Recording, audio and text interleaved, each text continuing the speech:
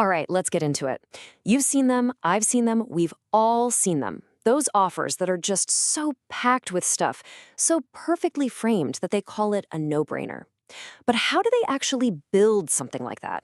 Today, we're going to deconstruct one of these pitches and see what's really going on under the hood. So that's really the big question, right? We're going to treat this sales pitch almost like an engine. We're going to take it apart piece by piece and figure out how every little gear and piston works together to get someone to say yes. You know, any good pitch, just like any good story, has to start with a problem. But it's not enough to just mention a problem. The really effective ones, they find a pain point that the audience is feeling right now and they press on it hard.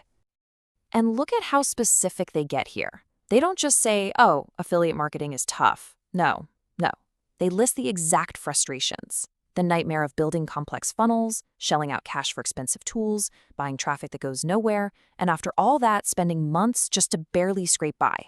It's designed to make you nod your head and think, yep, that's me. They get it. And then, once they've made that pain feel real and immediate, bam, they pivot.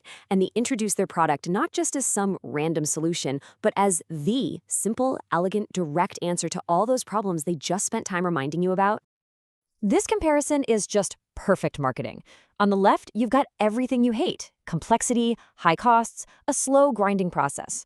And on the right, it's the exact opposite. Notice the words: no funnels, free to join, simple, instant results. Every single point is a direct knockout blow to one of the pain points from the last slide.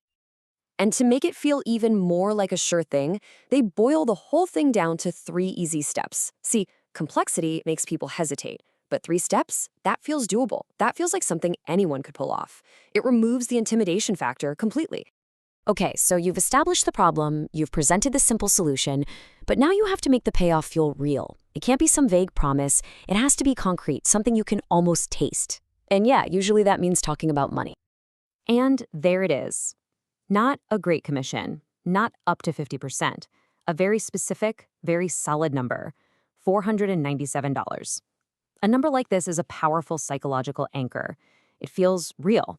It's big enough to be exciting, but the fact that it's not around $500 makes it feel calculated, more believable. But it's not just the number, is it? It's the words they wrap around it. You keep 100%. That's a direct shot at every affiliate who's ever been annoyed with getting a tiny slice of the pie. And the word instantly, that destroys the pain of waiting around for your money. It's all about immediate gratification. All right, so the foundation is laid. Problem, solution, reward. Now comes the part where they try to make the offer completely irresistible. This is what's known as value stacking. The whole idea is to pile on so many bonuses that the price you have to pay seems almost ridiculously small in comparison. And they come out swinging with a massive number, attached to a big name in the industry: $20,000 in bonuses. Right away, that completely reframes the whole deal. You're not thinking about buying a $497 product anymore. You're thinking about how you can get 20 grand worth of stuff for a tiny, tiny fraction of its supposed value. And if that wasn't enough, they just keep piling it on. It's like an avalanche of value. 6-figure strategies, blueprints, special training, lifetime access. Look, the goal isn't for you to actually use all of this. The goal is to create such an overwhelming sense of value that you'd feel foolish for walking away. It's pure, weaponized fear of missing out. Now for the final piece of the puzzle. This might just be the most powerful trick in the book. After building up all this incredible value, they have to make you act now. And the way they do that is by introducing urgency, by making the whole thing feel scarce. And that's exactly what this is. Urgency is like a shortcut for our brains. It hijacks our tendency to put things off. When we think an amazing opportunity is about to vanish forever, we stop asking, should I do this? And we start asking, can I get this done right now? It totally changes the game. And notice how incredibly specific this deadline is. It's not just this offer ends soon. It's an exact day, an exact time, down to the time zone. That precision makes it feel real. It feels like a line in the sand that you absolutely cannot cross. And this is the final turn of the screw. No extensions, no second chances. They are slamming the door shut. There's no coming back tomorrow.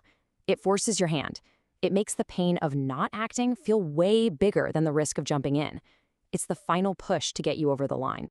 So when you put it all together, the pain, the simple solution, the insane value stack, and that ticking clock, you see how it's all a carefully constructed machine. And it really makes you wonder, doesn't it? Beyond just this one example, how much does that feeling of urgency, that fear of a closing door, shape the decisions, big and small, that we all make every single day? It's definitely something to think about.